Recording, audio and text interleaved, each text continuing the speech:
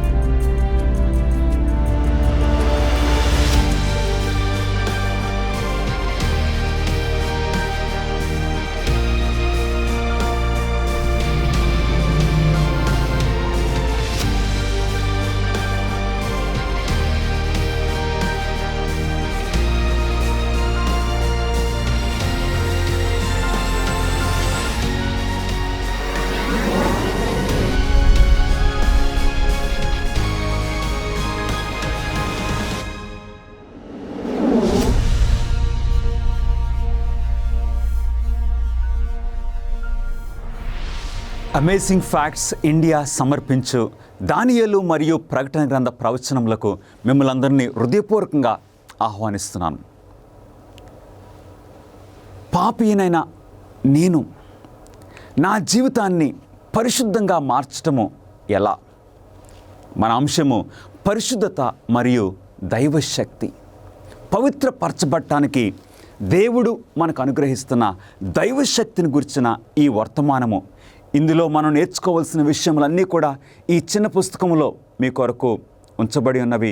దీనిని మీరు ఉచితంగా పొందాలంటే ఆ నెంబర్కి ఫోన్ చేయండి, లేక ఆ వెబ్సైట్ విజిట్ చేయండి. మీ చేతుల్లో ఉచితంగా మేము పెట్టాలని ఆశపడుచు ఉన్నాము. ఈ ప్రాముఖ్యమైన అంశాన్ని మనము ప్రారంభించకముందు ప్రార్థన చేసుకుని వర్తమానంలోకి వెళ్దాం.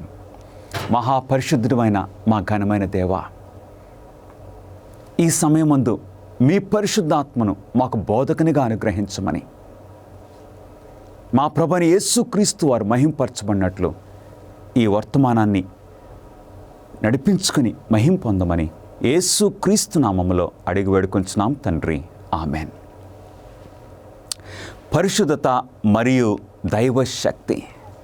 2వ రాజులు 5వ అధ్యాయములో సిరియా దేశానికి చెందిన ఒక సేనాధిపతి మనకు కనపడుతున్నారు. ఆయన పేరు నామాను. ఈయన ఆ టైంలో సిరియా దేశం చాలా బలంగా ఉన్న రాజ్యంగా ఉన్నది. వేరే దాని చుట్టూ ఉన్న రాజ్యాల మీదకు యుద్ధాలకు వెళ్ళడము సిరియా దేశము చేసేది. ఈ నామాను ఆయన యొక్క ఆ యుద్ధాల్లో ఒక టైంలో యూదయ ప్రాంతము నుండి ఎంతోమందిని చెరగా తీసుకుని వచ్చినప్పుడు ఒక బాలికను ఈయన తీసుకుని వచ్చి ఆయన ఇంటిలో ఒక పని మనిషిగా పెట్టుకున్నాడు. ఆ చిన్న కుమార్తె ఒక దైవభక్తి కుటుంబం నుండి వచ్చి ఉన్నది. ఇప్పుడు ఆ కుమార్తె ఇంట్లో పనిచేస్తూ ఉన్నది. ఈ సేనాధిపతి, ఈ నయమాను చాలా బలవంతుడు, తెలివైన వాడు, అన్ని విషయాల్లో చక్కగా మంచిగా ఉన్న ఒక నాయకుడు. కానీ ఆయనకు కుష్టి వ్యాధి ఉన్నది. ఈ కుష్టి వ్యాధి గురించి ఈ నయమాను సిగ్గుపడేవాడు, దుఃఖపడేవాడు. ఇలాంటి పరిస్థితుల్లో నయమాను గారి యొక్క భార్య కూడా ఆ చేదు అనుభవాన్ని పంచుకుంటుంది. ఆ టైంలో ఈ గృహములో ఉన్న ఈ చిన్న కుమార్తె ఒకరోజు అమ్మగారితో మాట్లాడుతూ ఈ విధంగా అన్నది, అతడు ప్రవక్త అయిన ఎలీషా నా ఏలిన వానికి కలిగిన కుష్ఠరోగమును బాగు చేయును. ఒక శుభవార్త ఈ కుమార్తె నామాను భార్యకు తెలియచేసింది. ఇప్పుడు ఆ వర్తమానము నామానుకు అందినది. నామాను ఈ కుష్ఠు వ్యాధి నుండి బయటపడాలన్న ఆ ఆతృత, ఆ ఆశతో ఇప్పుడు యూదయ ప్రాంతంలో ఇశ్రాయేలు రాజ్యములో ఉన్న ఎలీషా ప్రవక్తను దర్శించాలని, స్వస్థపరచబడాలని ఆశపడ్డాడు. ఈ నయమాను ఇప్పుడు రాజుగారి యొక్క అనుమతి తీసుకొని ఎంతో మంది సైన్య పరివారముతో ఇప్పుడు ఇశ్రాయేలు రాజ్యానికి నామాను చేరాడు. అనుకున్నాడు ఈ నామాను ఎలీషా ప్రవక్త నన్ను బయటకు వచ్చి ఎలీషా ప్రవక్త ఏదన్నా ముట్టుకుని స్వస్థపరుస్తాడు అని అనుకున్నాడు. కానీ ఎలీషా ప్రవక్త ఇంటిలో నుండి బయటకు కూడా రాలేదు. ఎలీషా తన సేవకుని పిలిపించి, ఇదిగో ఆ వ్యక్తి కుష్టి వ్యాధితో వచ్చాడు, ఆ వ్యక్తి ఏం చేయాలో ఈ ఎలీషా ప్రవక్త వర్తమానం పంపించాడు. దేవుని వాక్యాన్ని చూద్దాము. 2వ రాజులు 5వ అధ్యాయము 10వ వచనము. ఎలీషా, నీవు యొర్దాను నదికి పోయి 7 మార్లు స్నానము చేయము, నీ ఒళ్ళు మరలా బాగై నీవు శుద్ధుడు వగుదువని అతనితో చెప్పుటకు ఒక దూతను పంపిన ఒక వర్తమానికుడిని పంపించారు. ఎక్కడికి వెళ్ళమన్నాడు? యొర్దాను నదిలోనికి వెళ్ళి యొర్దాను నదిలో నీవు 7 సార్లు స్నానం చేయాలి, 7 సార్లు మునగమని ఎలీషా ప్రవక్త సెలవిచ్చాడు. యొర్దాను నది అనగానే, యొర్దాను నదిలో 7 సార్లు మునగటం అనగానే ఎలీషా ప్రవక్త చెప్పిన మాటలకు నయమాను కొంచెం అవమానంగా ఫీల్ అయ్యాడు. ఇక ఎందుకులే, యొర్దాను నది మురికి నది, యొర్దాను నది కంటే మన సిరియా దేశంలో ఇంకా శుభ్రమైన నదులు ఉన్నాయి కదా అని నామాను అనుకున్నాడు. కానీ నామానుకున్న ఆ సైనికుల్లో ఎవరో అన్నారు, అయ్యా, ఆ ప్రవక్త అడిగింది మీరు చేయటానికి సిద్ధంగానే ఉన్నారు కదా, ఆయన అడిగింది కేవలము ఆ యొర్దాను నదిలో 7 సార్లు మునగమంటమే కదా, ఆ మునిగితే పోలే అని చెప్పినప్పుడు నామాను ఇప్పుడు ఆ యొర్దాను నదిలోనికి దిగాడు. దిగి ఒకసారి మునిగేసరికి ఏ మార్పు లేదు. రెండవసారి 3, 4, 5, 6 సార్లు మునిగాడు, ఏ మార్పు లేదు. కానీ 7వసారి మునిగేసరికి నయమాను తన శరీరాన్ని చూసుకున్నప్పుడు ఆ ఆశ్చర్యము ఇంత అంతా కాదు. ఒక పసిబిడ్డ శరీరం వల్లే నయమాను యొక్క శరీరము మారిపోయింది. ప్రియ సహోదరి సహోదరులారా, ఎంత గొప్ప విషయం! యొర్దాను నదిలో నయమాను కుష్టు వ్యాధి నుండి స్వస్థపరచబడ్డాడు. బైబిలు మరొక పవిత్రతను గురించి మాట్లాడుతుంది. మానవులమైన మనం అందరం కూడా మరొక కుష్టి వ్యాధితో బాధపడుచున్నాము. ఆ కుష్టి వ్యాధి పేరు పాపము. పాపమనే ఈ పరిస్థితితో మానవులం అందరం కూడా అపవిత్రపరచబడ్డాము. ఇప్పుడు పరిశుద్ధపరచబడాలంటే ఏం చేయాలి?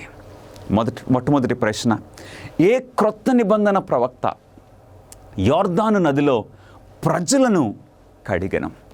యొర్దాను నది నీటిని ఏ ప్రవక్త ప్రజలను ఆత్మీయంగా స్వస్థపరచడానికి వాడుచూ ఉన్నాడో దేవుని వాక్యం నుండి మనం చూద్దాం. మత్తయి సువార్త 3వ అధ్యాయము 1-2 వచనములు. ఆ దినములందు బాప్టిస్మిచ్చి యోహాను వచ్చి యూదయ అరణ్యములో ప్రకటించుచుండెను. ఆయన పేరు, ఆ ప్రవక్త పేరు యోహాను. ఇక యోహానుకి ఏం పేరు వచ్చిందంటే బాప్టిస్మిచ్చి యోహాన్ అనే పేరు ఆయన సంపాదించుకున్నాడు. ఎందుకంటే అందరికీ బాప్టిజం ఇస్తున్నాడు.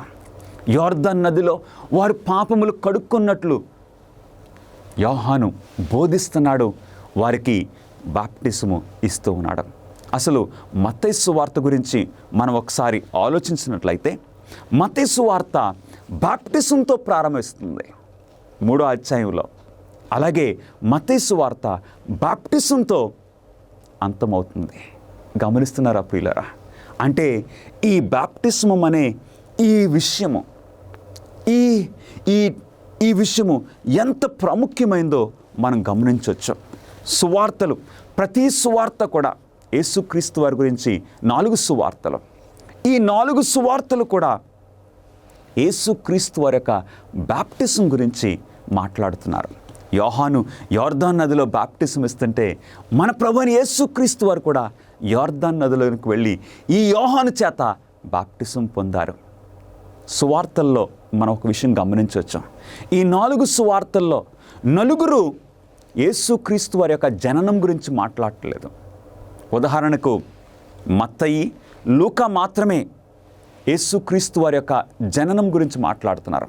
కానీ ఈ 4 సువార్తలు మత్తయి, మార్క్, లూకా, యోహాను, ఈ నలుగురు ఈ బాప్టిజం గురించి మాట్లాడుతున్నారంటే ఈ బైబిల్లో బాప్టిస్మము ఎంత ప్రాముఖ్యమైందో మనం గమనించవచ్చు ప్రియులరా.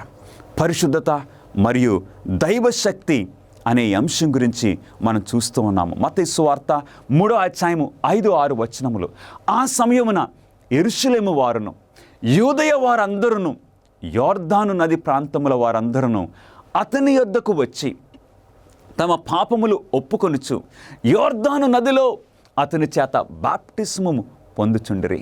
గమనిస్తున్నారా ప్రియ స్నేహితులారా? యోర్దాను నదిలోనికి వచ్చి వారు బాప్టిస్ము పొందుతూ ఉన్నారు. ఒక క్రొత్త జీవితాన్ని ప్రారంభిస్తున్నట్లు దేవుని వాక్యము మనకు తెలియచేస్తూ ఉన్నది. రెండవ ప్రశ్న, ఏ అద్భుతమైన బైబిల్ కార్యక్రమము పాపమనే కుష్టి వ్యాధిని కడిగివేయుటను సూచించుచున్నది? దానికి సమాధానము బైబిలే ఇస్తుంది. అపోస్తల కార్యములు 22:16 లేచి ఆయన నామమును బట్టి ప్రార్థన చేసి బాప్టిస్మం పొంది నీ పాపములను కడిగి వేసుకొనుము. గమనిస్తున్నారా ప్రియులరా? ఈ బాప్టిస్మం పొందటం ద్వారా మనకేం జరుగుతుందండి? మన పాపముల నుండి శుభ్రత, మన పాపముల నుండి పవిత్రత మనకు కలుగుతుంది. పాపం అనే కుష్టి వ్యాధితో నువ్వు బాధపడుతున్నావా ప్రియ సహోదరుడా, సహోదరి? ఆ చెడు అలవాట్ల గురించి నీ హృదయము కురింగిపోతుందా? ఎప్పుడు నా జీవితం ఎప్పుడు పవిత్రపరచబడుతుంది? ఎప్పుడు ఈ పాపపు స్థితి నుండి నేను బయటకు పడాలి అని నువ్వు ఆలోచిస్తున్నావా? ఇదిగో ఒక చక్కటి కార్యము. నీవు లేచి ఆయన నామమును బట్టి ప్రార్థన చేసి బాప్టిజం పొంది నీ పాపములను కడిగి వేసుకునే అవకాశము దేవుడు నీ కొరకు, నా కొరకు ఏర్పాటు చేస్తున్నారు. మూడవ ప్రశ్న, బైబిల్ ప్రకారము ఎన్ని రకాల బాప్తిస్మములు ఆమోదయోగ్యమైనవి? అసలు బైబిల్ ప్రకారంగా ఎన్ని రకాల బాప్టిస్మములు ఉన్నవి? ఎందుకంటే ఈ రోజున ఈ టైంలో ఎన్నో రకాల బాప్టిసాలు వచ్చేసాయి. కొంతమంది నీటి ద్వారా అంటారు, మరికొంతమంది ఏమో నీరెందుకులే పూలు ద్వారా బాప్టిస్ము, మరికొంతమంది చిలకరింపని, మరికొంతమంది నూనెని. ఇటీవల ఇంకోటి వచ్చిందండి, సెల్ ఫోన్ బాప్టిజం అని కూడా వచ్చింది. కొంతమంది సెల్ ఫోన్ ద్వారా బాప్టిజం చేస్తూ ఉన్నారు. కానీ బైబిల్ ఇచ్చే పద్ధతి ఏంటి? ఎన్ని రకాల బాప్టిజాలు ఉన్నాయి బైబిల్ ప్రకారంగా? ఎఫెసీయులకు రాసిన పత్రిక 4:5 దేవుని వాక్యము స్పష్టంగా తెలియచేస్తుంది. ప్రభువు ఒక్కడే, విశ్వాసం ఒక్కటే, బాప్టిస్మము ఒక్కటే. ఒకే పద్ధతి. ఈ బాప్టిజం ఇవ్వడానికి వేరు పద్ధతులు లేవు. ఒకే పద్ధతి ఉన్నదని దేవుని వాక్యము సెలవిస్తుంది. అసలైన సిసలైన పద్ధతి ఆ బైబిలే ఆ బాప్టిజం గురించి తెలియజేస్తుంది. ప్రియ స్నేహితులారా, బాప్టిస్మము దీని అర్థం ఏమిటి? బాప్టిజం అనే మాటకు అసలు అర్థం ఏంటి? ఈ బాప్టిజం అనే ఈ మాట గ్రీకు పదం నుండి వచ్చింది. ఆ గ్రీకులో ఆ బాప్టిజం అనే మాట ఏం వాడబడిందంటే బాప్టిజో అనే మాటకు అర్థము ముంచుట లేక మునుగుట, అంటే నీటిలో మునుగుట. గమనిస్తున్నారా? బాప్టిజం అంటే ముంచుట, ఇమ్మర్షన్ అనే ఆలోచన వస్తున్నది. అంటే నీటిలో మునుగుట, నీటి అనే సమాధిలోనికి దింపబడుట అనే అర్థము ఈ బాప్టిజం ద్వారా మనకు వస్తుంది. కొలస్సీయులకు రాసిన పత్రిక 2:12 అందులో చదువుదామా? మీరు బాప్టిస్మమందు ఆయనతో కూడా పాతి పెట్టబడిన వారై ఆయనను మృతుల నుండి లేపిన దేవుని ప్రభావమందు విశ్వసించుట ద్వారా ఆయనతో కూడా లేచితిరి. ఆయన అంటే మన ప్రభువైన యేసుక్రీస్తు వారు. బాప్టిస్మము దేనికి గుర్తుగా ఉందో తెలుసా? యేసుక్రీస్తు వారు ఆయన సిలువేయబడ్డారు. ప్రభువైన యేసుక్రీస్తు వారు ఆయన పాతి పెట్టబడ్డవారు, సమాధిలో పెట్టారు. ఈ అనుభవాలకి ఇది చిహ్నంగా ఉన్నదని దేవుని వాక్యము మనం చూస్తూ ఉన్నాము. మనకు మాదిరి అయిన యేసు ఎట్లు బాప్టిస్మము పొందెను. ప్రభువైన యేసుక్రీస్తు వారు అన్ని విషయాల్లో నీకు నాకు మాదిరి. యేసుక్రీస్తు వారి యొక్క అడుగుజాడల్లో నీవు నేను నడవాలని దేవుని వాక్యం సెలవిస్తుంది. కాబట్టి మన ప్రభువైన యేసుక్రీస్తు వారు ఈ భూమి మీద జీవించినప్పుడు ఆయన ఏ విధంగా బాప్టిస్మం పొందారో దేవుని వాక్యం సెలవిస్తుంది. మార్కు రాస్తున్నాడు, మార్కు సువార్త 1వ అధ్యాయము 9-10 వచనాల్లో, యేసు వచ్చి యోర్దానులో యోహాను చేత బాప్టిస్మము పొందెను. గమనిస్తున్నారా? మన రక్షకుడు, మన మాదిరి ప్రభువైన యేసుక్రీస్తు వారు యోర్దానులో బాప్టిజం పొందెను. వెంటనే ఆయన నీళ్లలో నుండి ఒడ్డునకు వచ్చుచుండగా ఆకాశము చీల్చబడుటయు చూచెను. యేసుక్రీస్తు వారు ఆ యోర్దాను నదిలోనికి వెళ్ళి యోహాను చేత బాప్టిజం పొందారు. ఇప్పుడు యోహాను ఆ నీళ్లలో నుండి ఒడ్డునకు వచ్చుచున్న ఆ టైంలో ఆకాశము తెరవబడుట అక్కడ అందరూ గమనించారు ప్రియులారా. అంటే బాప్టిస్మంలో నీళ్లలోనికి వెళ్ళడము, నీళ్లలో నుండి బయటికి రావడము అనే ఈ అనుభవము బాప్టిసాన్ని మనకి చక్కగా వివరిస్తూ ఉన్నది. 6వ ప్రశ్న, ఇథియోపియుడైన ఆ ధనాగార అధికారికి ఫిలిప్పు ఎట్లు బాప్టిజం ఇచ్చను? ఇథియోపియా దేశం నుండి ఒక టైంలో ఒక ఖజానాదారుడు, ఇథియోపియాలో ఆ రాణి అనే కందాకే అనే ఆ రాణి క్రింద పనిచేస్తున్న ఒక ఇథియోపియా ఆఫీసర్ అయిన ఆ అధికారి యెరూషలేముకు వచ్చాడు. యెరూషలేములో ఎవరో ఆయనకు యెషయా గ్రంథాన్ని ఇచ్చారు. ఆయన యెషయా గ్రంథాన్ని చదువుచూ రథంలో కూర్చున్నాడు. రథంలో కూర్చుని వెళుతున్న ఆ సమయంలో ఏం జరిగిందో తెలుసా?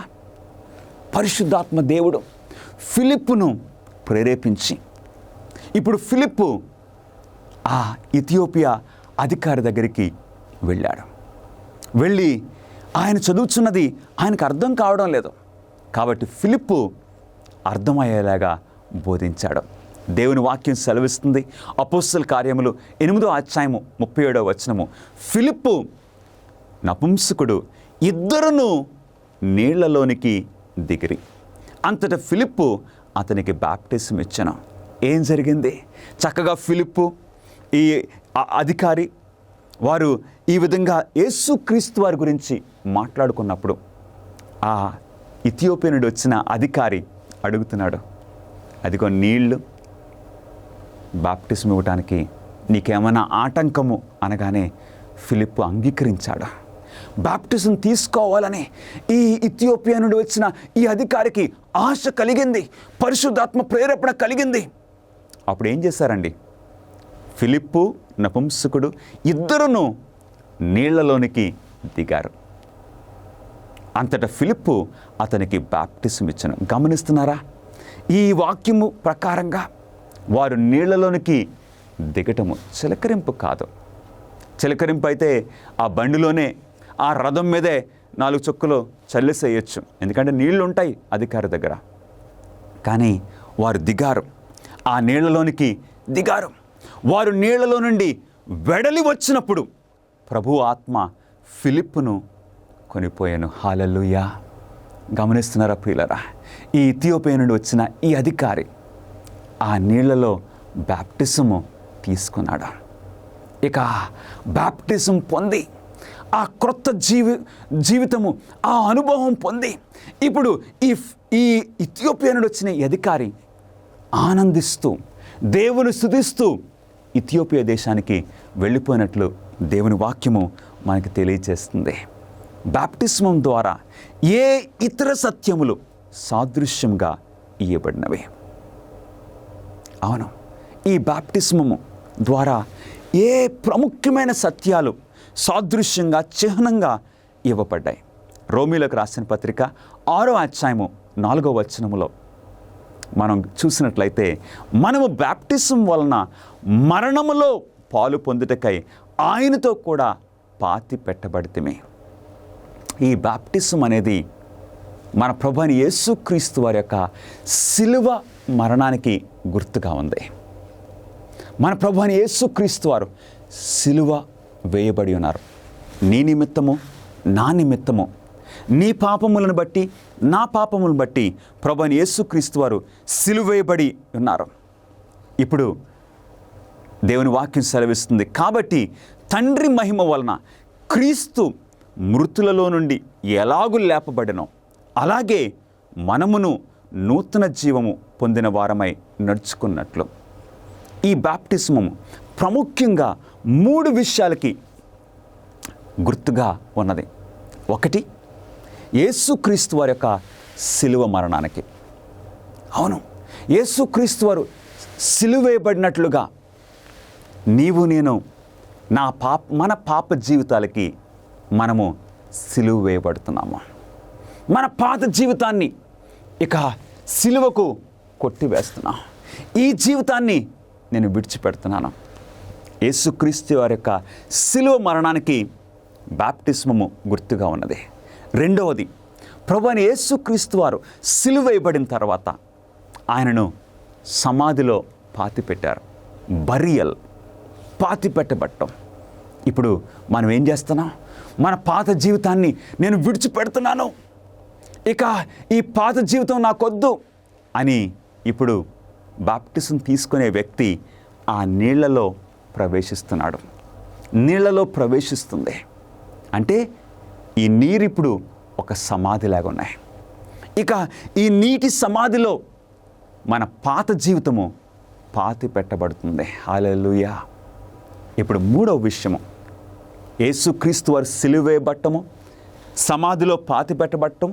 తర్వాత ప్రభువైన యేసుక్రీస్తు వారు సమాధిలో ఉండిపోలేదు, ఆయన మృత్యుంజయుడై సమాధిలో నుండి పునరుద్ధానం అవటము దేవుని వాక్యం సెలవిస్తుంది.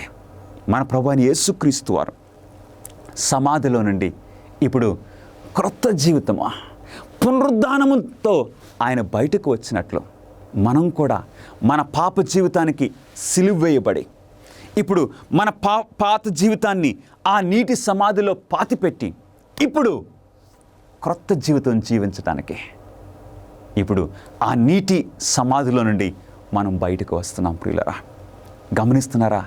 ఈ 3 విషయములు బాప్టిస్మము మనకు తెలియజేస్తుంది. మరియు ఆయన మరణం యొక్క సాదృశ్యమందు ఆయనతో ఐక్యము గలవారమైన ఎడల, ఆయన పునరుద్ధానం యొక్క సాదృశ్యమును అందును ఆయనతో ఐక్యము గలవారమై ఉందుము. ఏ 3 విషయాలు? యేసుక్రీస్తు వారితో సిలువేయబట్టము, పాతిపెట్టబట్టము, ఇప్పుడు పునరుద్ధానముతో మనం రావడము. అందుకే నా ప్రియ సహోదరి సహోదరులారా, దేవుడు మనకి ఈ బాప్టిస్మము, మనకు ఈ క్రొత్త అనుభవం గురించి ఈ 3 విషయాలతో మనకిచ్చారు. ఈ 3 విషయములు, ఈ 3 కూడా ఈ ముంచుట బాప్టిజంలోనే ఇవి మనకు కనపడుతున్నాయి. చిలకరింపు ద్వారా లేక ఇంకా వేరే బాప్టిజం యొక్క పద్ధతుల ద్వారా ఈ 3 మనకు కనపడవు. అందుగురించి ఈ ముంచుడు బాప్టిజము, బాప్టిజం అనే మాటే ముంచటము, మునగటము. ఈ 3 విషయాలు ఈ బైబిల్ ఇచ్చే ఆ ముంచుడు బాప్టిజం ద్వారా మనకు కనపడుతుంది. విచ్ఛిన్నమైపోయినటువంటి ప్రపంచంలో దేవుని యొక్క ప్రణాళిక ప్రవచనాల ద్వారా మీరు తెలుసుకోవాలని కోరుతూ ఉన్నారా? ఆచరణాత్మకమైనటువంటి గొప్ప సవాళ్లను మీరు ఎదుర్కోవాలనుకుంటే మిమ్మల్ని ఉత్తేజపరుస్తున్నాం, ఉత్సాహపరుస్తున్నాం. అమేజింగ్ ఫ్యాక్ట్స్ వారు బైబిల్ చదువుకునేటువంటి గైడ్స్ మీ కొరకై 27 పుస్తకాలను మీకు అనుగ్రహిస్తున్నారు. అద్భుతమైనటువంటి గ్రాఫిక్స్ ద్వారా మీరు అర్థం చేసుకోవడానికి నేరుగా మీకు సమాధానం దయచేస్తూ ఉన్నారు. ప్రతి చదువుకునేటువంటి ఈ గైడ్ ద్వారా బైబిల్లో సరైన సమాధానం గ్రహించుకోగలరు. మీ జీవితంలోని ప్రాముఖ్యమైన ప్రశ్నలకు సమాధానం ఇస్తుంది. ఏ విధంగా మీరు సంబంధాన్ని పెంచుకోగలరు, ప్రభువైన యేసుక్రీస్తు వారు ఎప్పుడు రాబోతూ ఉన్నాడు, ఇంకా ఎన్నో విషయాలను తెలుసుకోవచ్చు. భవిష్యత్తులో ఈ యొక్క విలువైన విషయాన్ని కోల్పోకండి. మీ జీవితాన్ని రూపాంతరపరుస్తూ ఉన్నాయి అమేజింగ్ ఫ్యాక్ట్స్ వారు ఇచ్చేటువంటి బైబిల్ చదువుకునే పుస్తకం. ఇవి మీకు ఇంగ్లీష్ లోను, హిందీ, తమిళ్, తెలుగులో మీకు లభిస్తూ ఉన్నాయి. వేచి ఉండకండి, వెంటనే మీ యొక్క స్టడీ గైడ్స్ ను ఇప్పుడే ఆర్డర్ చేయండి. AFTV.in అనేటువంటి మా వెబ్సైట్ ని సంప్రదించి వెంటనే పొందండి. ఒక క్రైస్తవుని జీవితంలో బాప్టిస్మము ఎంత ప్రాముఖ్యమైంది, ఎంత ప్రాముఖ్యమైంది బాప్టిస్మము అవసరమా చూద్దామండి. మార్కు సువార్త 16వ అధ్యాయము 16వ వచనంలో మన ప్రభు అయిన యేసుక్రీస్తు వారి యొక్క మాటలు. మార్కు సువార్త కూడా బాప్టిజంతో ప్రారంభమవుతుంది, మార్కు సువార్త బాప్టిజంతో అంతమవుతుంది. మార్కు సువార్తలో 16 అధ్యాయాలు ఉన్నాయి. మార్కు సువార్త 16వ అధ్యాయం 16వ వచనంలో నమ్మి బాప్టిజము పొందినవాడు రక్షింపబడును. హల్లెలూయా. నమ్మని వానికి శిక్ష విధింపబడును. ప్రియ సహోదరుడా, సహోదరి, యేసుక్రీస్తు వారిని నీవు నమ్ముచున్నావా రక్షకుడిగా? యేసుక్రీస్తు వారిని ఎవరైతే నమ్ముతున్నారో, యేసుక్రీస్తు వారిని రక్షకుడిగా ఎవరైతే స్వీకరిస్తున్నారో వారు తీసుకోవాల్సిన నెక్స్ట్ స్టెప్ ఏంటో తెలుసా? బాప్టిజం తీసుకోవడం. ఇది రక్షణలో చాలా ప్రాముఖ్యం. ఎవరైతే యేసుక్రీస్తు వారిని నమ్మరో, ఇక బాప్టిజం తీసుకోరో వారికి శిక్ష విధింపబడును. అంటే క్రైస్తవ జీవితంలో బాప్టిజము ఎంత ప్రాముఖ్యమో మనం గమనిస్తున్నాము. యేసుక్రీస్తు వారు ఏ పాపం చేయలేదు. మన ప్రభువైన యేసుక్రీస్తు వారు ఏ పాపమును చేయలేదు. అయినా మన ప్రభువైన యేసుక్రీస్తు వారు బాప్టిజం తీసుకున్నారు. ఎందు గురించో తెలుసా? నీకు నాకు మాదిరి ఇవ్వడానికి, మనకు ఎగ్జాంపుల్గా ఉండటానికి ప్రభువైన యేసుక్రీస్తు వారు బాప్టిజం తీసుకున్నారు. అందుగురించే నమ్మి బాప్టిజం పొందినవాడు రక్షింపబడును, నమ్మని వానికి శిక్ష విధింపబడును. యోహాను సువార్త 3వ అధ్యాయము 5వ వచనంలో ప్రభువైన యేసుక్రీస్తు వారికి నికోదేముకు ఒక సంభాషణ కలిగినప్పుడు ప్రభువు ఈ విధంగా సెలవిచ్చారు. యేసు ఇట్లనెను, ఒకడు నీటి మూలంగాను ఆత్మ మూలంగాను జన్మించితేనే గాని దేవుని రాజ్యములో ప్రవేశింపలేడని నీతో నిశ్చయముగా చెప్పుచున్నాను. గమనిస్తున్నారా? దేవుని రాజ్యములో మనం ప్రవేశించాలంటే, ఆ నిత్య జీవము మనం పొందాలంటే మనం ఏం చేయాలండి? నీటి మూలంగాను ఆత్మ మూలంగాను జన్మించాలి. అప్పుడే దేవుని రాజ్యంలో మనం ప్రవేశించగలము.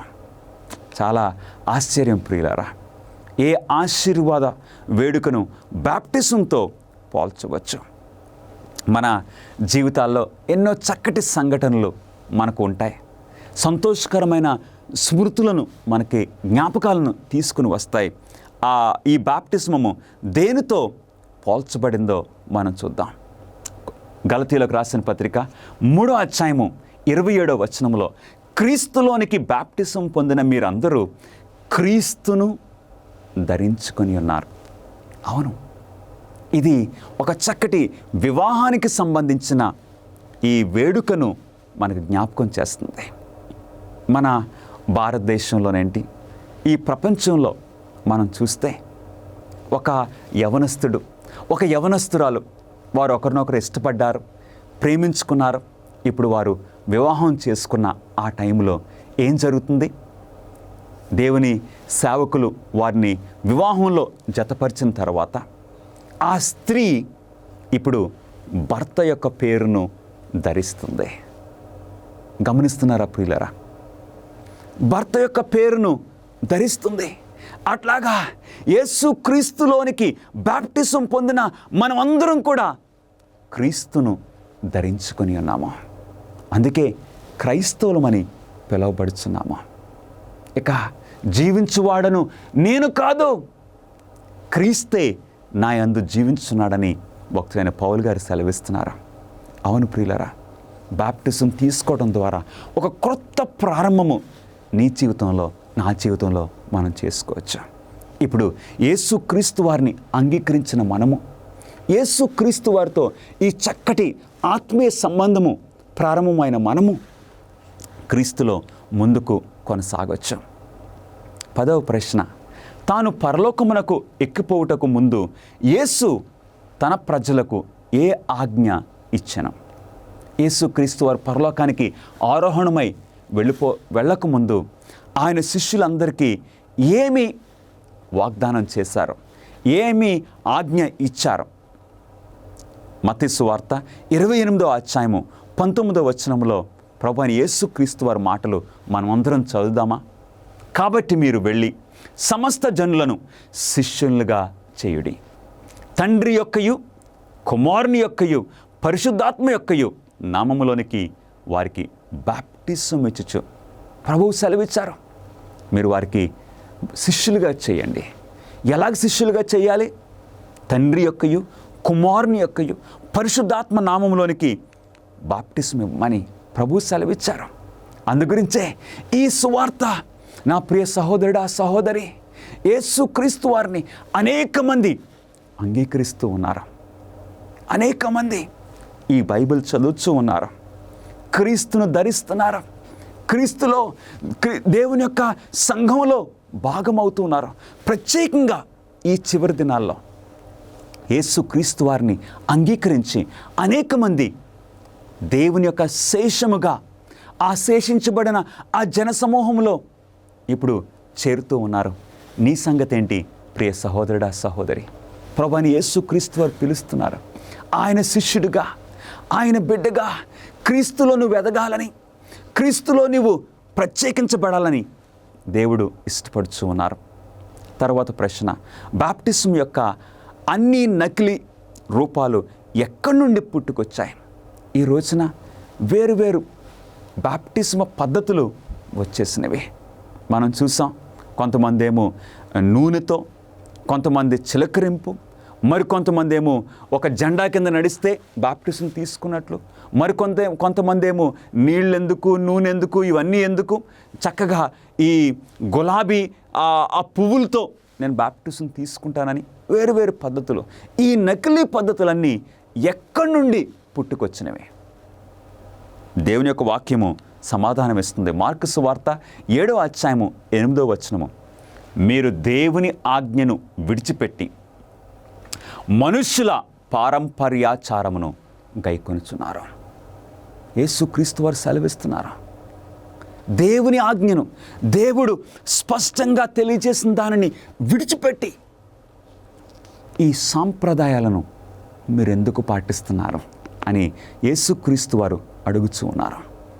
ఈ రోజున ప్రియ సహోదరుడా సహోదరి, నీవు నీ జీవితంలో మనకు దీపంగా ఉన్న, మన త్రోవకు వెలుగుగా ఉన్న దేవుని యొక్క వాక్యమును, దేవుని యొక్క ఆజ్ఞలను నువ్వు విడిచిపెట్టి సాంప్రదాయాలను పాటిస్తూ ఉన్నావా?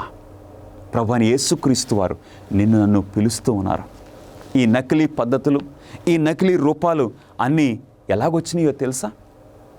దేవుని యొక్క వాక్యమును విడిచిపెట్టడం ద్వారా.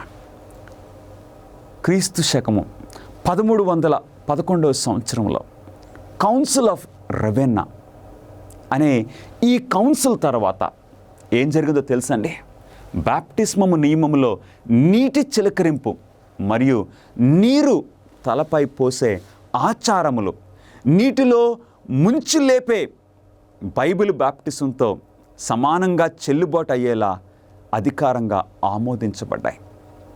క్రీస్తు శకము 1311వ సంవత్సరం తర్వాత ఈ నకిలీ పద్ధతులు వచ్చాయి.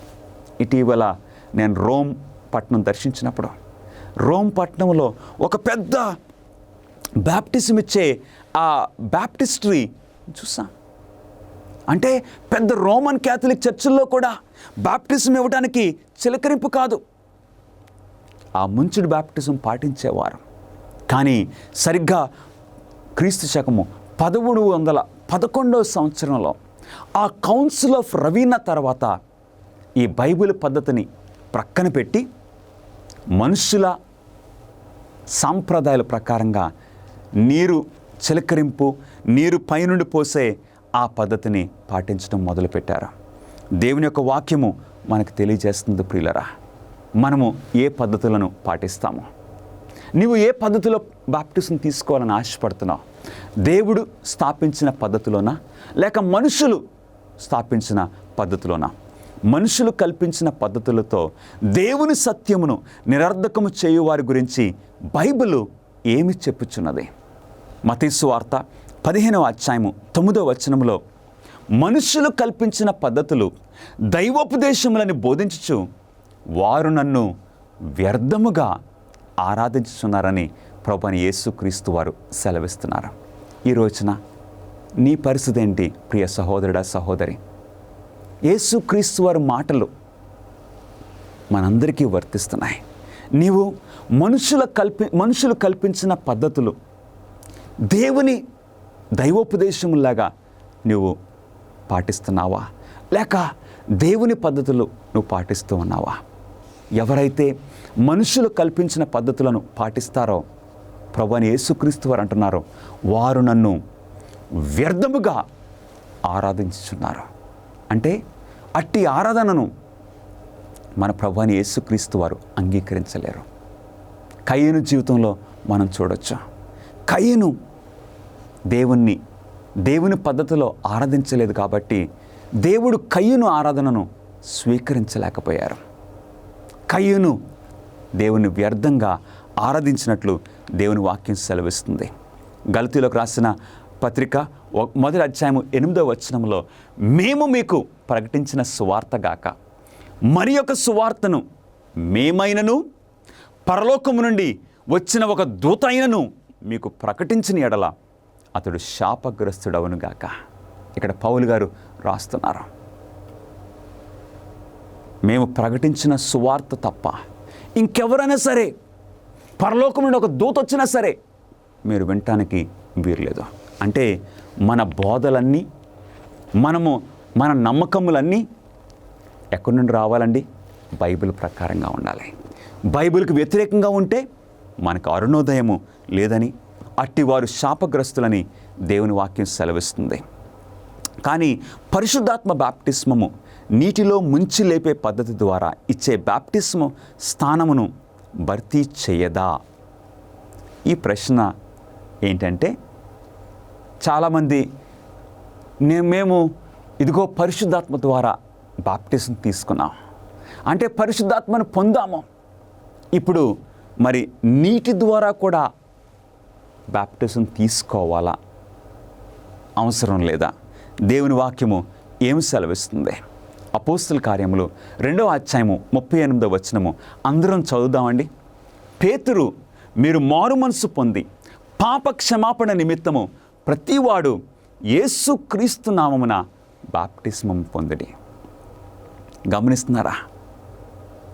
మన పాప క్షమాపణ పొందినప్పుడు మనము మారు మనసు పొంది యేసుక్రీస్తు నామమున బాప్టిజం పొందాలని ఇక్కడ పేతురు అంటున్నాడు. అంటే నీటి ద్వారా మనం బాప్టిజం పొందాలి, అప్పుడు మీరు పరిశుద్ధాత్మను వరము పొందుదురు. గమనిస్తున్నారా ప్రియులారా? అంటే మేము పరిశుద్ధాత్మను పొందాం కాబట్టి నీటి బాప్టిజం మాకు అక్కర్లేదు అని అనటానికి వీరలేదు. ఒకడు నీటి మూలముగాను ఆత్మ మూలంగాను తిరిగి జన్మించితేనే కానీ దేవుని రాజ్యంలో మనం ప్రవేశింపలేము. కాబట్టి నీటి మూలంగాను ఆత్మ మూలంగాను మనము బాప్టిజం తీసుకోవాలి. ఎందుకంటే ఈ బాప్టిజం అనేది మన హృదయములో ఉన్న ఈ ఆలోచన, ఈ అంగీకారము బాప్టిజం ద్వారా ఇతరులకు తెలియజేస్తున్నాం. ఒక ఉదాహరణ మీకు ఇస్తాను. ఒక యవనస్తుడు, ఒక యవనస్తురాలు ఇష్టపడ్డారు. వివాహం వారు చేసుకోవాలని ఆశపడుతున్నారు, కలిసి జీవించాలని ఆశపడుతున్నారు. ఇప్పుడు వివాహము అవసరమా? వివాహము వారి జీవితంలో అవసరమా? లేక వారిద్దరూ కలిసి జీవించేసేయొచ్చా? సమాజము ఒప్పుకోదు. వివాహం కావాలి. నలుగురు మధ్యన ఒక సమూహములో వారు భార్య భర్తలుగా వారిని ప్రకటించాలి. అప్పటి నుండి వారు కలిసి జీవించవచ్చు. అవును, బాప్టిజం కూడా అలాగే. మన హృదయంలో జరిగిన ఈ మార్పు, నేను యేసుక్రీస్తు వారిని అంగీకరించానని ఇప్పుడు నీటి మూలముగా మనము సమాజానికి తెలియజేస్తున్నాము. మనం బాప్టిజము రహస్యంగా తీసుకోవట్లేదు. బాప్టిజం తీసుకోవడం ద్వారా మనము సమాజానికి తెలియజేస్తున్నాము, నేటి నుండి నేను క్రీస్తుకు చెందిన వాడను, నేటి నుండి నేను క్రీస్తుకు చెందిన ఆయన కుమార్తెనని సమాజానికి మనం తెలియజేస్తున్నాము. బైబిల్ ప్రకారము బాప్టిజము పొందక మునుపు ఒకడు ఏమి చేయవలెను? బాప్టిజం పొందటానికి మరి నేను సిద్ధపాటుకి ఏం చేయాలి? 5 విషయములు దేవుని వాక్యము మనకు తెలియజేస్తుంది. 5 స్టెప్స్. వీటిని ప్రకారంగా మనం బాప్టిజానికి సిద్ధపడవచ్చు. మొట్టమొదటిది, యేసు బోధలను గ్రహించవలెను. అవును ప్రియులరా, యేసుక్రీస్తు వారు అన్నారు, మీరు వెళ్ళి సమస్త ప్రజలను శిష్యులుగా చేయండి, వారికి బోధించండి ఈ విషయంలో. సో ఒక వ్యక్తి బాప్టిజం తీసుకోకముందు యేసుక్రీస్తు వారి యొక్క బోధలను గ్రహించాలి, అర్థం చేసుకోవాలి. అంత మాత్రమే కాదు, రెండవది, యేసు బోధలన్నిటినీ నమ్మవలను. కేవలం వినటం మాత్రమే కాదు, గ్రహించడం మాత్రమే కాదు, అవును నమ్మవలను. అవును, నమ్ముట చాలా ప్రాముఖ్యము ప్రియులరా. ఎవరైతే నమ్మి బాప్టిజం తీసుకుంటారో వారు రక్షింపబడతారని ప్రభువైన యేసుక్రీస్తు వారు సెలవిచ్చారు. అటు తర్వాత గత పాపములను గూర్చి పశ్చాత్తాపపడవలెను. అవును, నేను ఒక పాపిగా జీవించాను, ఇప్పుడు నేను చేసిన పాపముల గురించి ఆ పశ్చాత్తాపం కలిగి ఉండాలి. యేసుక్రీస్తు వారి బోధను వినాలి, నమ్మాలి. తర్వాత పాత జీవితము, ఇదిగో నేను ఇప్పుడు వరకు దేవునికి వ్యతిరేకంగా జీవిస్తూ వచ్చానన్న ఆ పశ్చాత్తాపము, ఇంగ్లీష్లో రిపెంటెన్స్ అంటున్నారు. పశ్చాత్తాపడటము చాలా అవసరమైన 3వ మెట్టు. ఇప్పుడు 4వ మెట్టు, పాపము నుండి తప్పుకొనుటకు అంగీకరించవలను. ఇప్పుడు నా పాప జీవితమును నేను విడిచిపెడుతున్నానని అంగీకరించాలి. ఎప్పుడైతే మన పాత జీవితాన్ని మనం విడిచిపెడతామో మనం బాప్టిజానికి సిద్ధపడుతూ ఉన్నాము. చివరి మెట్టు, క్రీస్తు తన స్వరక్షకుడిగా అంగీకరించి నూతన జన్మ అనుభవము పొందవలెను. ఇప్పుడు యేసుక్రీస్తు వారి గురించి ఆ బోధలు గ్రహించడం మాత్రమే కాదు, నమ్మటం మాత్రమే కాదు, మన పాపాలని ఒప్పుకోవడం మాత్రమే కాదు, ఇప్పుడు ఒక క్రొత్త జీవితము నేను ప్రారంభించాలనే ఆ యేసుక్రీస్తు వారిని రక్షకుడిగా స్వీకరించడం. ఈ విధంగా ఒక యవనస్తుడు కానీ ఒక యవనస్తురాలు కానీ ఎవరైనా సరే బాప్టిజానికి మనం సిద్ధపడవచ్చు. ప్రియ సహోదరి సహోదరులారా, 15వ ప్రశ్న, మరికొంతమంది ఈ ప్రశ్న అడుగుతూ ఉంటారు, తిరిగి రెండవసారి బాప్టిజం పొందుట ఎప్పటికైనా సరి అయిన విషయమేనా? ఇదిగో ఇంతకుముందు నేను బాప్టిజం తీసుకున్నాను, మరలా నేను బాప్టిజం తీసుకోవాలా? మరలా బాప్టిజం తీసుకోవచ్చా? ఈ విషయం గురించి బైబిలు ఏమి బోధిస్తుందో ఒకసారి చూద్దాం. అపోస్తల కార్యములు 19వ అధ్యాయము 2వ వచనములో ఇక్కడ పౌలు గారు మరి ఆయన యొక్క అనుచరులు ఈ 3వ సువార్త పర్యటనలో వారు ఉన్నారు. వారు ఎఫెసే ప్రాంతంలోకి వచ్చినప్పుడు అక్కడ కొంతమంది శిష్యులను కనుగొన్నారు. ఒకసారి చదువుదామండి. వారు పరిశుద్ధాత్ముడు ఉన్నాడన్న సంగతియే మేము వినలేదని చెప్పిరి. అప్పుడు అతడు, అంటే పౌలు, అలాగైతే మీరు దేనిని బట్టి బాప్టిజం పొందుతారని అడగగా, ఇక్కడ 12 మంది వ్యక్తులు ఎఫెసే పట్టణంలో పౌలు గారు వారిని కలుసుకున్నప్పుడు వారు అప్పటికే బాప్టిజం తీసుకున్నారు, బాప్టిజం పొందినవారు, కానీ పరిశుద్ధాత్ముడు ఉన్నాడన్న సంగతే మేము వినలేదని చెప్పారు. అప్పుడు ఏం జరిగిందో దేవుని వాక్యం సెలవిస్తుంది. అపోస్తల కార్యములు 19వ అధ్యాయము 3-4 వచనములు, వారు యోహాను బాప్టిజమును బట్టియే అని చెప్పిరి.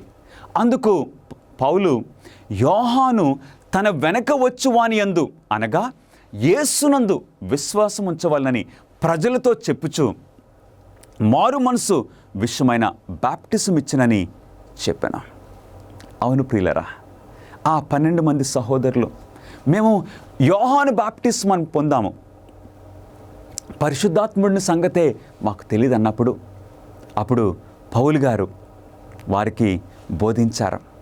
అవును, యోహాను తర్వాత యేసుక్రీస్తు వారు వచ్చారు, యేసునందు విశ్వాసం ఉంచాలి అని చెప్పినప్పుడు వారు ఈ విషయములన్నీ గ్రహించి, పరిశుద్ధాత్మను గురించి గ్రహించి, అప్పుడు ఏం చేశారండి? మారు మనసు విషయమైన బాప్టిజం ఇచ్చనని చెప్పాను. అప్పుడు వారందరూ కూడా మరొకసారి బాప్టిజం తీసుకున్నట్లు వారు ఆ మాటలు విని ప్రభు అయిన యేసు నామమున బాప్టిస్మము పొందిరి. అవును, ఈ ఎఫ్ఎస్సి సంఘంలో ఈ విషయము మనకి తెలియచేస్తుంది. మరలా రెండవసారి వారు బాప్టిజం తీసుకున్నట్లు మనం చూస్తూ ఉన్నాం. అవును, ఒకవేళ ఇదిగో ఈ విధంగా మరలా మనము ఈ వర్తమానాల ద్వారా అనేక విషయాలు, ఇంతకుముందు నేను గ్రహించని విషయాలు ఇప్పుడు నేను గ్రహిస్తూ ఉన్నాను. ఇప్పుడు నేను నా జీవితంలో ఒక క్రొత్త ప్రారంభము చేసుకుంటే బాగుంటుందని నీకు ఆలోచన కలుగుతుందేమో. నేను నేర్చుకున్న ఈ క్రొత్త సత్యాలన్నిటినీ ఇప్పుడు నా జీవితంలో నేను పాటించాలని నేను ఆశపడుచున్నాను. ఇలాంటి ఆలోచన మనకు కలిగినప్పుడు మరొకసారి బాప్టిజం తీసుకోవటంలో పొరపాటు లేదు. లేక కొంతమంది క్రైస్తవ జీవితంలో ఇంతకుముందు బాప్టిజం తీసుకుని ఉండొచ్చు, కానీ నెమ్మదిగా లోకంలోనికి వెళ్ళిపోయి ఉండొచ్చు. ఇలాంటి పరిస్థితుల్లో మరలా నేను వెనక్కి వచ్చి ఒక క్రొత్త ప్రారంభం చేసుకోవాలి అని అలాంటి పరిస్థితుల్లో కూడా రెండవసారి బాప్టిజం తీసుకోవచ్చు. ఇక మూడవది, ఒకవేళ మనలో కొంతమంది ఇదిగో నేను చిలకరింపు బాప్టిజము తీసుకున్నాను, చిలకరింపు బాప్టిజము బైబిల్ పద్ధతి కాదని నేను గ్రహిస్తూ ఉన్నాను. ఇప్పుడు అలాంటి పరిస్థితుల్లో అది బాప్టిజమే కాదు. అందు గురించి నీవు మరలా బాప్టిజం తీసుకోవచ్చని దేవుని వాక్యమును బట్టి అపోస్తలుల కార్యములు 19వ అధ్యాయమును బట్టి మనం తెలుసుకుంటున్నాము. ప్రియులరా, బాప్టిజం పొందాలంటే ఏదైనా సంఘములో సభ్యుడిగా చేరవలసిన అవసరం ఉన్నదా? బాప్టిజం తీసుకోవడం ద్వారా నేను ఒక సంఘంలో భాగంగా ఉండాలా లేదా? దేవుని వాక్యము ఈ ప్రశ్న గురించి ఏం సెలవిస్తుంది? అపోస్తలుల కార్యములు 2వ అధ్యాయము 41వ వచనములో, కాబట్టి అతని వాక్యము అంగీకరించిన వారు బాప్టిజం పొందిరి. అవును, పేతురు బోధించిన విషయములన్నీ కూడా వారు అంగీకరించి బాప్టిజం తీసుకున్నారు. ఆ దినమందు ఇంచుమించు 3,000 మంది చేర్చబడిరి. బాప్టిజం తీసుకున్న వారు చేర్చబడ్డారు. ఎక్కడ చేర్చబడ్డారు? ఆ సంఘములోనికి. గమనిస్తున్నారా ప్రియులరా? బాప్టిజం తీసుకున్న వారందరూ కూడా వారితో చేర్చబడ్డారు, శిష్యులతో చేర్చబడ్డారు. అంటే ఒక సంఘంగా ఆదిమ సంఘములోనికి చేర్చబడ్డారు. అవును, బాప్టిస్మము ఒక క్రొత్త ప్రారంభము. బాప్టిజం తీసుకోవటము తిరిగి జన్మించటమని ప్రభువైన యేసుక్రీస్తు వారు సెలవిచ్చారు. ఒక బిడ్డ జన్మించినప్పుడు ఆ బిడ్డను అలాగే విడిచిపెట్టేయటమేనా? లేదు ప్రియులరా, ఆ బిడ్డ చక్కగా పెరగడానికి ఒక కుటుంబం కావాలి. కుటుంబము ప్రేమ చూపించటము అవసరము. ఆ కుటుంబంలో చక్కగా ఆ చిన్న బిడ్డ పెరగటం ప్రేమపూర్వకంగా, ఆరోగ్యంగా, చక్కగా శారీరకంగా, మానసికంగా, ఆత్మీయంగా పెరగడానికి ఆ కుటుంబము, ఆ ఫ్యామిలీ సహాయపడుతుంది. అలాగే మన చర్చ్ ఫ్యామిలీ కూడా బాప్టిజం తీసుకున్న తర్వాత చక్కగా మనమందరం ఒక సహవాసంలో ఎదగటానికి ఉపయోగపడుతుంది. ఒకరినొకరం బలపరచుకోవడానికి, ప్రార్థించుకోవడానికి, సహాయం చేసుకోవడానికి ఉపయోగపడుతుంది. అందుకే దేవుడు దీన్ని ఈ విధంగా ఒక సంఘంలో చేరటము, ఈ అనుభవాన్ని మనకు సంఘంలో ఏర్పాటు చేశారు. ఇప్పుడు వారందరూ ఏం చేస్తున్నారండి? బాప్టిజం తీసుకున్న వారందరూ ఆ సంఘంలో చేరుతూ దేవుని స్తుతించుచు ప్రజలందరి వలన దయ పొందిన వారై ఆనందముతోనూ ఆహారం పుచ్చుకొనుచు ఉండిరి. మరియు ప్రభువు రక్షణ పొందుచున్న వారిని అనుదినము వారితో, అంటే సంఘములో చేర్చుచుండెను. దేవుడు వారిని నడిపిస్తూ ఉన్నారు. ఎంత గొప్ప విషయమో! కొలస్సీయులకు రాసిన పత్రిక 3వ అధ్యాయం 15వ వచనంలో, మీరు ఒక్క శరీరముగా పిలువబడితిరి. అవును, మనము వేరువేరుగా ఉండటం కాదు. యేసుక్రీస్తును అంగీకరించిన వారందరూ ఒక కుటుంబంగా, సంఘమును శరీరంగా పోల్చి ఇక్కడ మాట్లాడుతున్నారు. ఒక కుటుంబంగా మనం ఉంటాము. ఆ సహవాసంలో పెరగటము, ఆ సహవాసంలో మన విశ్వాసం పరిపక్వం అవటము మనం చూస్తూ ఉన్నాము. నేను బాప్టిజము నిరాకరించినట్లయితే ఎవరి సూచనను నేను తిరస్కరిస్తున్నట్లు అవుతుంది. నాకు బాప్టిజం వద్దని నేను నా జీవితంలో అంటే ఎవరి సూచన, ఎవరి సలహాను నేను తిరస్కరించినట్లు అవుతుంది. లూకాసు వార్త 7వ అధ్యాయము 30వ వచనములో పరిసయ్యులను ధర్మశాస్త్ర ఉపదేశకులను అతని చేత బాప్టిస్మం పొందక, యోహాను చేత బాప్టిజం పొందక తమ విషయమైన దేవుని సంకల్పమును నిరాకరించరే. ఒకవేళ ప్రియ సహోదరుడా, బాప్టిస్మము నువ్వు ప్రక్కన పెట్టేస్తున్నావేమో, తర్వాత అని నువ్వు వాయిదా వేస్తున్నావేమో. ఇక్కడ పరిసయ్యులు ధర్మశాస్త్ర ఉపదేశకులు యోహాను చేత బాప్టిజం పొందకపోవటం వలన దేవుని సంకల్పమును నిరాకరించరే. అందుకే మన ప్రభువైన యేసుక్రీస్తు వారు నీకు నాకు ఒక మాదిరి చూపించడానికి, ఆయన ఏ పాపమో చేయలేదు కానీ యోర్దాను నదిలో ప్రవేశించి యేసుక్రీస్తు వారు కూడా బాప్టిజం పొంది ఉన్నారు. యేసు బాప్టిజం పొందినప్పుడు పరలోకమందున తండ్రి ఏమని సెలవిచ్చారు?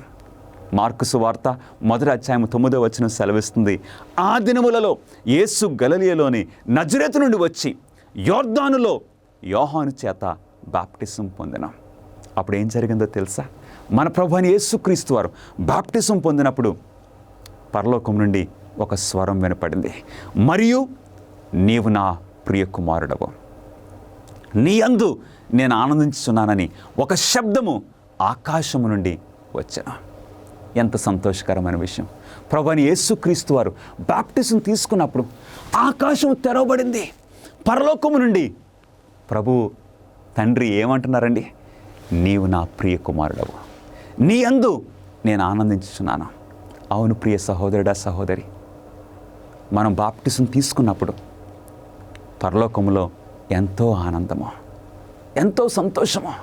దేవుడు కూడా నీ గురించి అట్టి సాక్ష్యము ఇవ్వబోతున్నారు. అపోస్తుల కార్యములు 22వ అధ్యాయం 16వ వచనంలో, గనుక నీవు తడవు చేయుట ఎందుకు ఆలస్యం చేస్తున్నావు, ఎందుకు వాయిదా వేస్తున్నావు, తర్వాత అంటున్నావు, లేచి ఆయన నామమును బట్టి ప్రార్థన చేసి బాప్టిజం పొంది నీ పాపములను కడిగి వేసుకొనుము. ఈ బాప్టిజం అనే పవిత్రమైన నియమమును స్వీకరించుటకు నీవు సిద్ధపడాలని అనుకుంటున్నావా? తద్వారా దేవుడు నిన్ను గూర్చి నీవు నా ప్రియ కుమారుడవు, నీవు నా ప్రియ కుమార్తెవు, నీ యందు నేను ఆనందించుచున్నానని దేవుని స్వరము వినాలని నీవు ఆశపడుచున్నావా?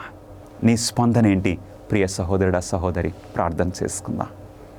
మహాపరిశుద్ధుడా, బాప్టిస్మము ఇంత ప్రాముఖ్యమని, ఇది రక్షణతో ముడిపడి ఉన్నదని మేము నేర్చుకుంటూ ఉన్నాము. ప్రభువా, నాయన మమ్మలను బాప్టిజానికి సిద్ధపరచండి. ఇక నీ బిడ్డలంగా క్రీస్తును ధరించుకున్న వారంగా నమ్మి రక్షింపబడినట్లు మా జీవితాల్లో పరిశుద్ధాత్మ నడిపింపు బలంగా చేయమని, బాప్టిజానిలో మేము నీకు లోబడినట్లు కృప చూపించమని యేసుక్రీస్తు నామములో అడిగి వేడుకొంచున్నాము తండ్రి. Amen. God bless you friends.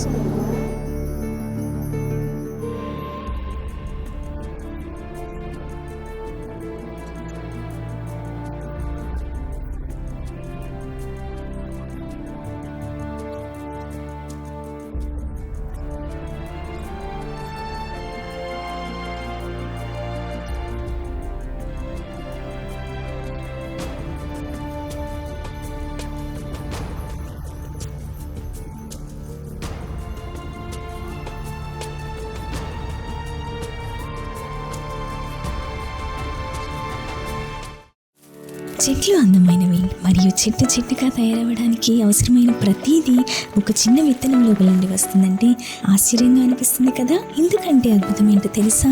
చిన్ని QR కోడ్ లోపల మీరు ఆధ్యాత్మికంగా ఎదగడానికి మీకు కావాల్సినవన్నీ ఉన్నవి. Amazing facts India link tree ఇది. దీన్ని స్కాన్ చేయండి అంతే. వెంటనే మీరు మా బైబిల్ అధ్యయన ప్రణాళిక, మా వెబ్సైట్, మా book store, YouTube, Facebook, Instagram, ShareChat, మీరు ఇప్పుడు కనెక్ట్ అయ్యారు. ఈ చిన్న QR కోడ్ని స్కాన్ చేయండి. ఈ రోజే మీ ఆధ్యాత్మిక ఎదుగుదలకు శ్రీకారం చుట్టండి.